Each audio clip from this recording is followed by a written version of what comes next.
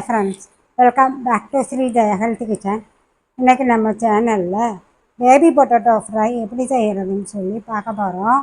இந்த baby potato fry பண்ணுறது ரொம்ப ஈஸி, பட் அருமையான டேஸ்ட்டில் இருக்கும்.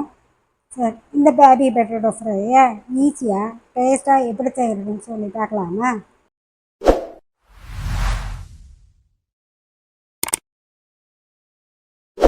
இந்த பொட்டேட்டோ ஃப்ரை பண்ணுறதுக்கு 350 கிராம் அளவில் உருளைக்கிழங்கு எடுத்துக்கோங்க. அது உருளைக்கிழங்க ஃபஸ்ட்டு நல்லா வாஷ் பண்ணிக்கிடணும். ஏன்னா கிழங்குல சுற்றி மண், தூசி இதெல்லாம் இருக்கும். வாஷ் பண்ணிவிட்டு கிழங்கு நீல வாக்கில் இந்த மாதிரி கட் பண்ணிக்கோங்க. எல்லா உருளைக்கிழங்குமே இந்த மாதிரி நீல வாக்கில் கட் பண்ணிக்கோங்க. கட் பண்ண பிறகும் திருப்பி ஒருக்க நம்ம உருளைக்கிழங்க வாஷ் பண்ணணும். ஏன்னா உருளைக்கிழங்குல இருந்து மாவு மாதிரி ஸ்டார்ச் இது வெளியாகும். அது நம்ம ஃப்ரை பண்ணோம்னாலும் ஒன்று ஒட்டிக்கிட்டு ஒரு மாதிரி இருக்க மாதிரி இருக்கும். அதனால் கிழங்க நல்லா கழுவிட்டு திருப்பி நம்ம ஃப்ரை பண்ணோம்னா நல்லா உதிரி உதிரியாக டேஸ்ட் நல்லாயிருக்கும்.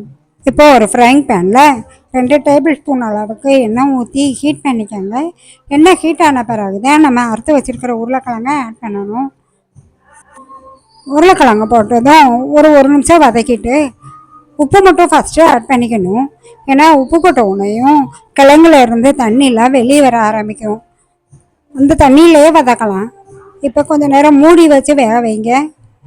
மூடி வச்சு வேக வச்சோம்னா கிழங்கு எல்லாம் ஒன்று போல் வேகும். அதிலெல்லாம் ஒரு நிமிஷம் மூடி வச்சுக்கணும்.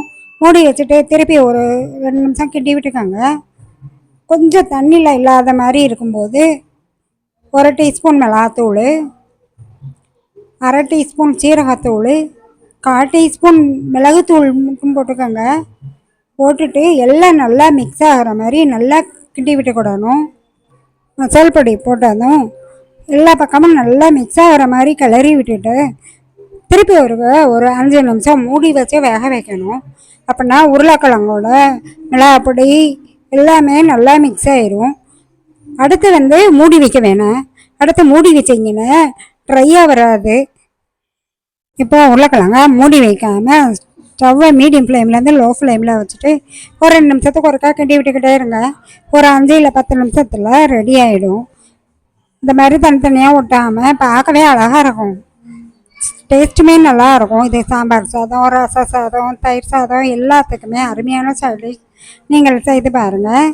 எப்படி இருந்ததுன்னு சொல்லி கமெண்ட்ஸ் பண்ணுங்கள். வீடியோ பிடிச்சிருந்தால் மறக்காமல் சப்ஸ்கிரைப் பண்ணுங்கள். தேங்க்யூ.